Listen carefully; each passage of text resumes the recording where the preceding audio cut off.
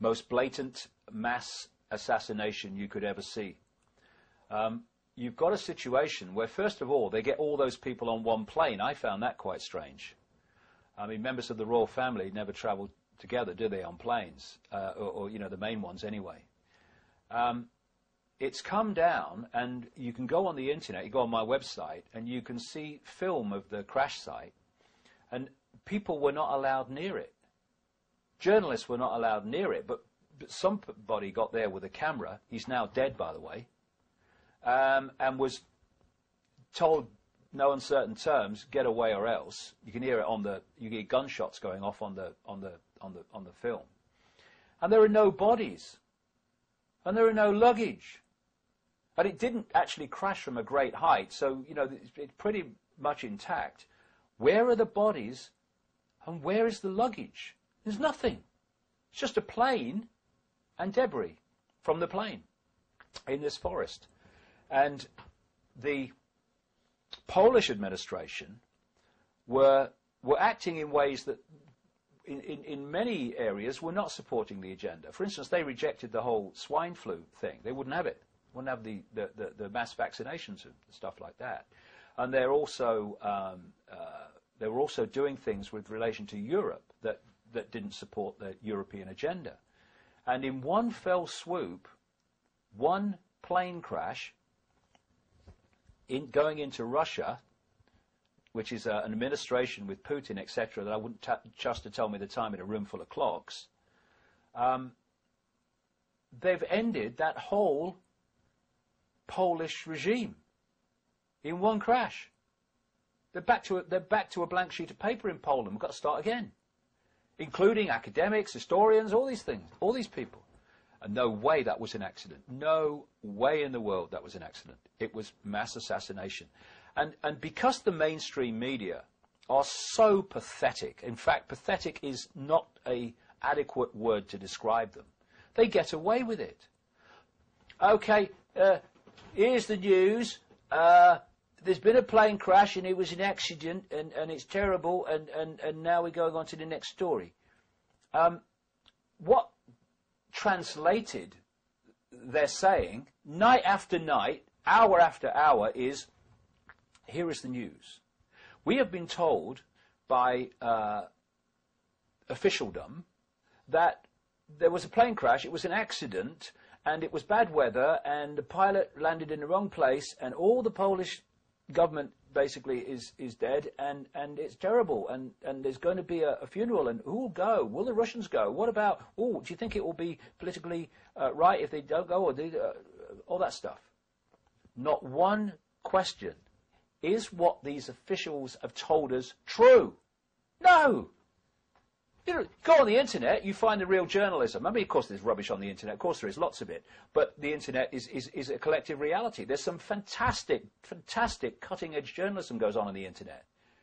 And they're finding out things, the BBC and ITN, they never ask the question.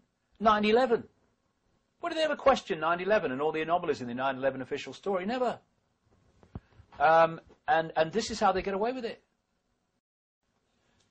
The HARP technology in Alaska, with its increasing number of connected satellite operations around the world, has the ability to create earthquakes, no problem. The one in Haiti was blatantly created.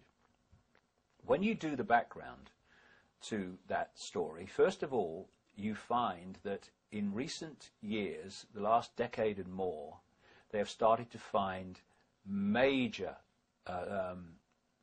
supplies of oil in that region, around Cuba and around Haiti. The president, before the present one, I think his name was Astride, he actually wrote a detailed document, a book I think it was, detailing the resources becoming available to Haiti that were coming to light. Surprise, surprise, suddenly there's a kind of a coup and he's kicked out and banned from going back to Haiti, his own country, by the Americans. Bill Clinton, a total 100% frontman, drug runner, by the way. It's all in my books, along with the Bush family. They were working together in places like Arkansas. Suddenly gets appointed by the United Nations UN envoy to Haiti. What? Bill Clinton's been appointed UN envoy to Haiti? Why? Why Clinton? Why? What? And then this massive earthquake goes off, and as was pointed out many times in the immediate aftermath, vast numbers of American troops pour into Haiti immediately, not with supplies, but to take over the main airports and take over the country. And aid organizations were complaining they couldn't get into Haiti with the aid because the American military had controlled the main airports and were not allowing them in. This is why there was this great lag time when these people in terrible trouble were getting no help. Because the idea was not to give help to the Haiti people. They couldn't give a damn. It was to use the earthquake, which they knew was coming, the inner core did anyway, to completely control the country. They've now taken over the country. They've just had a meeting in America with Bill Clinton. Why Bill Clinton? Oh, because he's the UN envoy, isn't he, to Haiti? And his wife, Hillary Clinton, cover story on the arm, they're not a couple at all, never were. And the present president of Haiti, who was in on the meeting, and all the details are on my website, and he's basically sitting there, yes sir, no sir.